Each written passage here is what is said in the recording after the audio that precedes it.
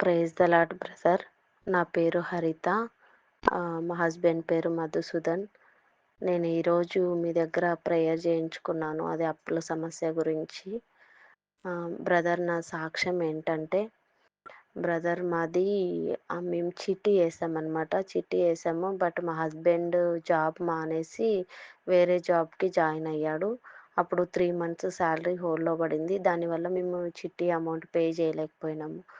వాళ్ళేం చేశారంటే చిట్టి అమౌంట్ పే చేయలేదనేసి ఒక 10 డేస్ టైం ఇచ్చారు. చాలామంది బంధువులని అడిగాము, అందరిని అడిగాము. బట్ అమౌంట్ ఎక్కడా అరేంజ్‌మెంట్ అవ్వలేదు. సో, ఇంకా 10 డేస్ టైం ఇచ్చేసరికి ఇంకా 10 డేస్ రానే వచ్చింది గానీ అమౌంట్ అయితే అరేంజ్‌మెంట్ అవ్వలేదు. ఇంకా వాళ్ళు మా హస్బెండ్‌ని వాళ్ళ ఇంటికి పిలిపించుకొని బండి తీసేసుకున్నారు. ఎంత రిక్వెస్ట్ చేసినా కూడా ఇవ్వలేదు బ్రదర్.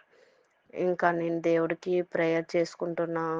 దేవుడా, ఎలాగైనా కూడా మాకు ఈ అప్పుల సమస్యల నుండి మాకు విడుదల కలిగించు తండ్రి అని ప్రేయర్ చేస్తున్నాను. చేస్తుంటే దేవుడు ఇంట్లోకి జరగని స్థితిలో కూడా ఉన్నాము బ్రదర్. అన్నీ అసలు ఎలా అంటే పిల్లలు స్కూల్ ఫీజులు కూడా కట్టలేని స్థితిలో ఉన్నాము. అనుకోకుండా రీతిగా దేవుడు మాకు ఏదో ఒక రూపంలో ఇస్తూనే ఉన్నాడు. ఇంట్లోకి జరగడానికి కూడా ఇబ్బందయ్యేది. అయినా కూడా దేవుడు ఏదో ఒక రూపంలో డైలీ ఏదో ఒకటి మాకు దయచేసేవాడు. ప్రభువా, నాకిది లేదంటే వెంటనే దేవుడు నాకు ఇస్తూ వచ్చాడు.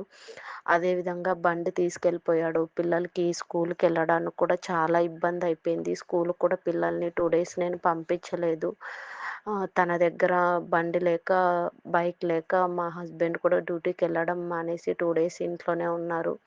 ఇంకా సరే, ఏదైనా ఇంట్లో ఉండే గోల్డ్ అయినా పెట్టి ఎలాగైనా అమౌంట్ కట్టేసి బండి తీసేసుకుందాం అనుకున్నాము.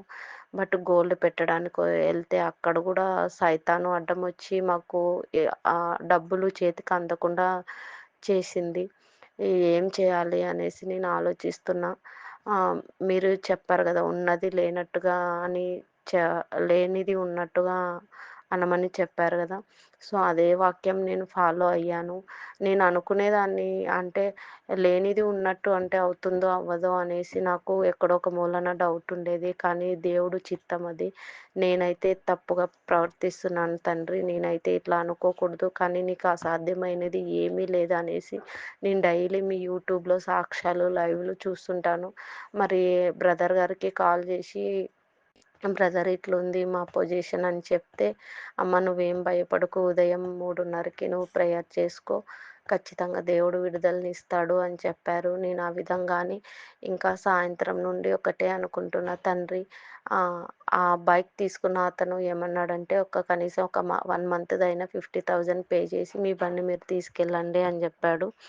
అదే రీతిగా నేను ప్రేయర్ చేసుకుంటూ వచ్చాను. తండ్రి ఇప్పటికిప్పుడు 50,000 ఎలా నాకు అరేంజ్‌మెంట్ అవుతాయి తండ్రి అనేసి అనుకున్నాను. అనుకోని రీతిగా ఒకాయన మాకు హెల్ప్ చేశారు.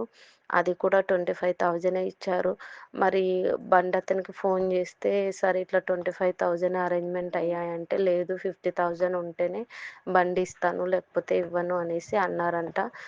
మా హస్బెండ్ ఎలాగైనా నేను వాళ్ళకి నచ్చజెప్పి తీసుకొస్తానని ఎళ్లారు.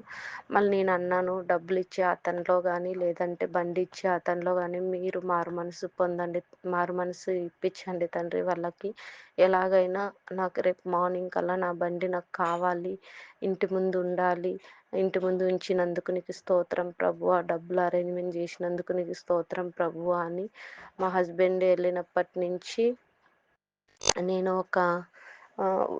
ఆహ్, వెళ్ళినప్పటి నుంచి ఆయన 8:30కి వెళ్ళాడు. 8:30 నుంచి నేను వచ్చేదాకా నేను అదే అనుకుంటూ ఉన్నాను. తండ్రి ప్రభువా, బండి నా ఇంటి మీద ఉంచిన దాన్ని బట్టి, నా ఇంటి ముందు ఉంచావు దాన్ని బట్టి నీకు స్తోత్రం ప్రభువా, స్తోత్రం ప్రభువా అని అనుకుంటూనే ఉన్నాను. అనుకోని రీతిగా అక్కడ టు 50,000 కాకుండా 25,000 ఇచ్చినా ఆయన తీసుకెళ్ళు బండి అనేసి బండి బీగాలు ఇచ్చారంట. దేవునికి వేలాది వేల స్తోత్రాలు. ఇప్పుడు బండి నా ఇంటి మీద ఉంది. దేవునికి వేలాది వేల స్తోత్రాలు, స్తుతులు.